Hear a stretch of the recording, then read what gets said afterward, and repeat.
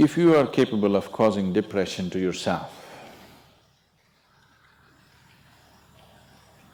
I'm saying this not without any concern for your illness or not due to lack of compassion, because that is the nature of what's happening to you. If you are causing depression to yourself, you are able to generate substantial amount of intense emotions and thoughts, but in the wrong direction. If you don't have very strong emotions, very intense thoughts about something, you cannot get depressed. It is just that you are generating thoughts and emotion which work against you, not for you. So you are strong enough to cause depression to yourself because for you to cause a mental illness for yourself, unless you're pathologically ill, which is just a small number of people, rest are all self-created. Most of them are self-created. A few are pathologically ill, they cannot help it. It just comes from within because of genetic and other factors. Almost everybody here, if we train them towards a certain kind of thought process and emotion and push them a little bit with the outside situations, almost everybody will go lose their mental balance. They will become clinically ill. They can be driven to madness, I'm saying, because the line between sanity and insanity is very thin. People keep pushing it. You get angry, you're pushing the line. It's a thin line. In fact, when you get angry, you know you're pushing the line. That's why the expression, I was mad at somebody. You're not mad at somebody, you're just going mad. You cannot be mad at somebody. You're just pushing your sanity, the boundaries of sanity, and moving into insanity for a certain period of time and coming back. You do one thing, every day you try this, 10 minutes a day. Try intense anger on somebody. What? You will see in 3 months' time, you will be clinically there. Yes. Just try it if you want. Because if you keep pushing the line, you go mad and you come back, you go mad and you come back, one day you're not able to come back, that's all. One day you're not able to turn back, then you're clinically ill. You must understand, even if you got angry for a moment, you're already ill. Maybe you don't get the certificate of diagnosis. They don't slap a certificate on you that you are gone, but you are going, isn't it?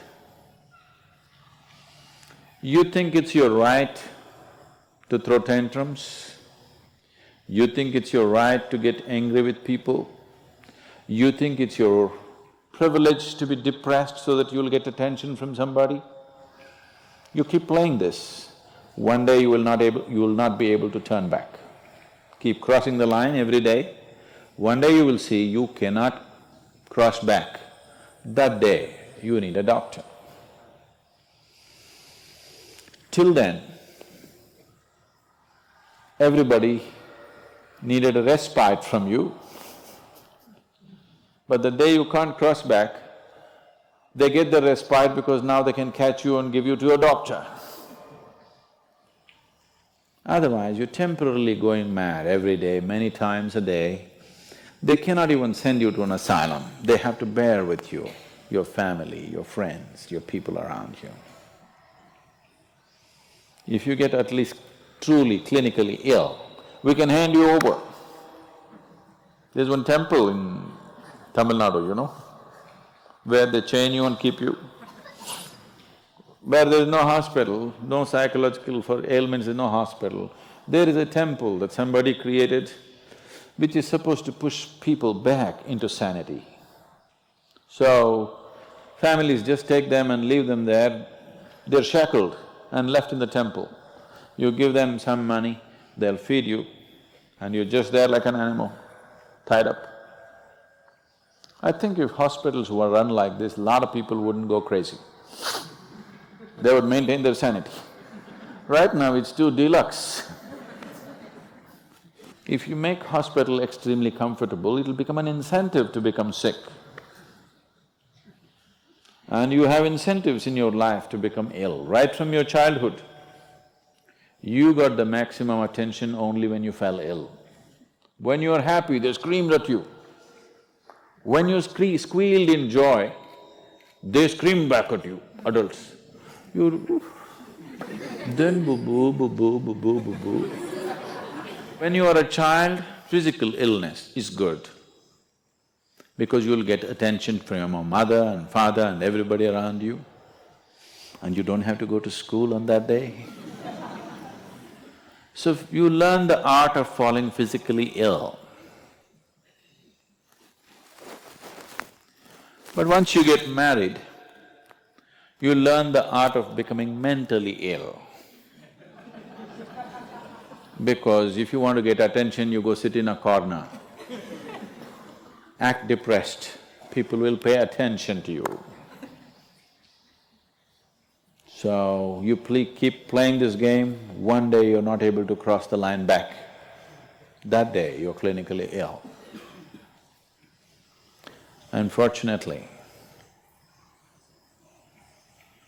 in many ways, not just in the way that I said now, in many different ways, I would say 70% of illnesses on the planet, all kinds, are self-created. Even if you get an infection, there is a way. If you keep yourself in a certain way, physically and mentally, the virus and the bacteria will not work the same way as it works upon somebody else. If you set yourself like this, no matter what's happening, anyway, I have to go and do this, this and this. There's no break from that. The last 29 years, I have not been able to cancel one program because I'm running temperature, I got a cold, I got this, I got that. It doesn't matter what's happening, what you have to do, you anyway have to do. You can't turn back on that. Either out of your commitment or you have a boss like that. One way or the other, if it happens, then you will see, you will not at all fall sick so often. Because if you have temperature, you still have to go. If it's summer, you still go, right? Now, a lot of people don't go. It's a little hot outside, they don't go and work. Little cold outside, they don't go and work. A little raining, they won't go and work. A snowflake, they will not go and work. This is just weather. So for every change in weather, if you have the comfort of covering yourself in a blanket and lying down, once you create that, your body will learn to fall sick as often as possible. If you just keep it this way, it doesn't matter what it is, anyway I have to go and do what I have to do, you will see your body will just bounce back as quickly as possible, even if it gets the worst kind of infections. So you just have to set the necessary conditions for health, necessary incentives for health, both for yourself and your children if you have them. Do not set incentives for sickness. The child is sick, observe him from a distance, never go cuddling. He knows that's the worst time of his life, and he knows he has to get well soon. And give him the best attention when he is joyful. You will see he naturally learns from within. His very chemistry will learn that it pays to be joyful, it doesn't pay to be sick.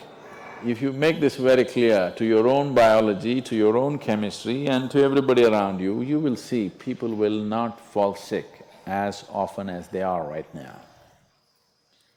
So set that up for yourself. You will see you will get healthy. If you can turn your mind this way, you can also turn it this way. I want you to understand this. No, I'm like this because my father abused me when I was 7 years of age. If you know all that bullshit, you can as well turn yourself around, isn't it? It's time. You must understand, mentally, physiologically, chemically, energy-wise, you must clearly understand it doesn't pay to be sick, unhappy, depressed. It doesn't pay. To be joyful and ecstatic, it pays. If you make this clear to all these people inside, they will all behave properly.